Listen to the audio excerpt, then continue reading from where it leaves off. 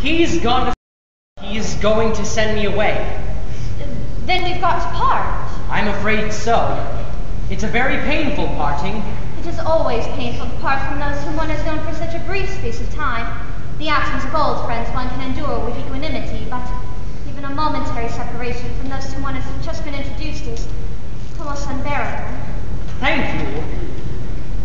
I have ordered the dog cart, sir. It can wait, Merriman, for 5 minutes. Yes, miss. I hope, Cecily, I shall not offend you. If I state quite frankly and openly, you seem to me to be in every way the visible personification of absolute perfection. I think your frankness does you great credit, Ernest. If you allow me, I would like to copy your remarks into my diary. Do you really keep a diary? I would give anything to look at it, may I? Oh, you couldn't. You see, it is simply a very young girl's records of her own thoughts and impressions, and consequently meant for publication. When it appears in volume form, I hope you will order a copy. But pray, don't stop, Ernest.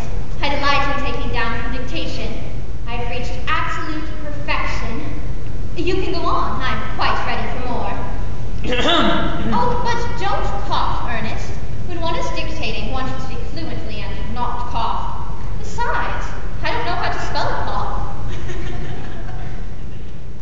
Cecily, ever since I first dared to gaze upon your incomparable beauty, I've dared to love you wildly, passionately, devotedly, hopelessly. I don't think you should tell me that you love me wildly, passionately, devotedly, hopelessly. Hopelessly doesn't seem to make much sense, does it? Cecily! The dog cart is waiting, sir. Tell it to come round next week at the same hour. Yes, sir. Uncle Jack would be very much annoyed if he knew you were staying on till next week at the same hour. I don't care about Jack. I care about you. I love you, Cecily.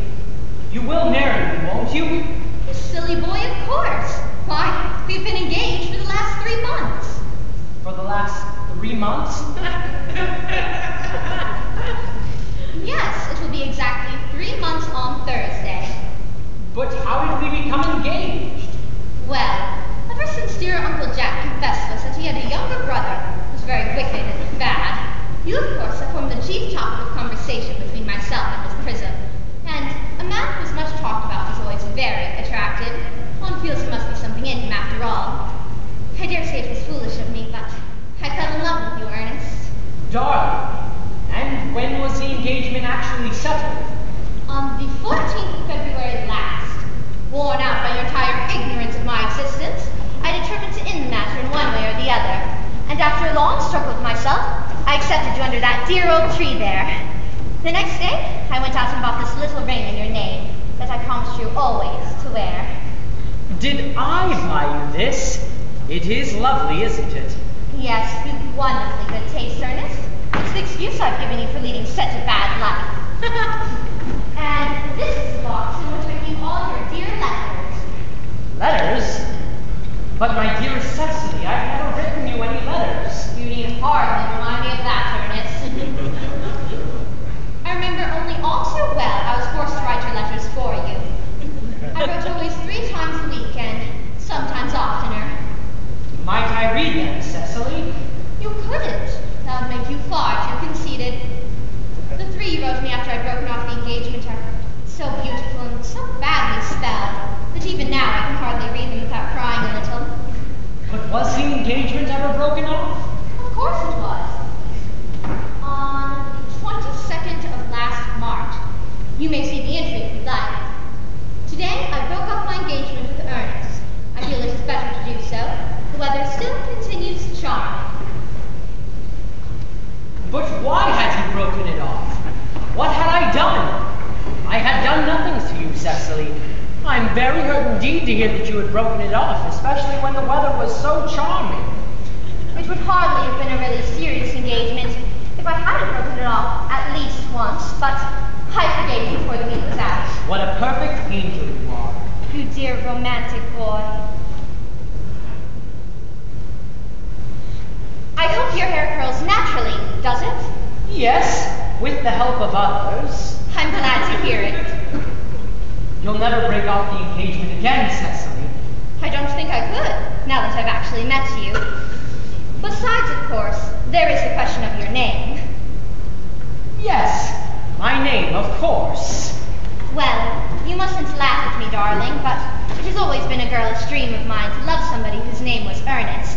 There's something in the name that seems to inspire one with absolute confidence. I pity any poor married woman whose husband is not called Earnest. But my dearest Cecily, you don't mean to say that you couldn't love me if I were to go by some other name?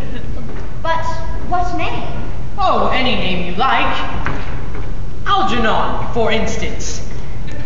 But I don't like the name of Algernon. Why not? It's a very good name, a very aristocratic name. More than half of the chaps who get into the bankruptcy court are named Algernon. But seriously, Cecily, if I was Algie, could you love me? I might respect you, Ernest, and I might admire your character, but I fear I can never give you my undivided attention.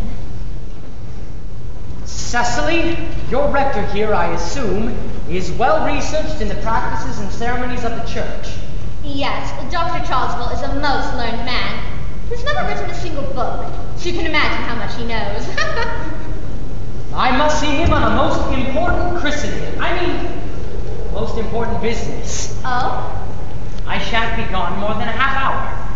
Well, considering we've been engaged since February the 14th, and as I only met you today for the first time, I think it is rather hard that you should leave me for such a long period as half an hour. Couldn't you make it 20 minutes? I'll be back in no time.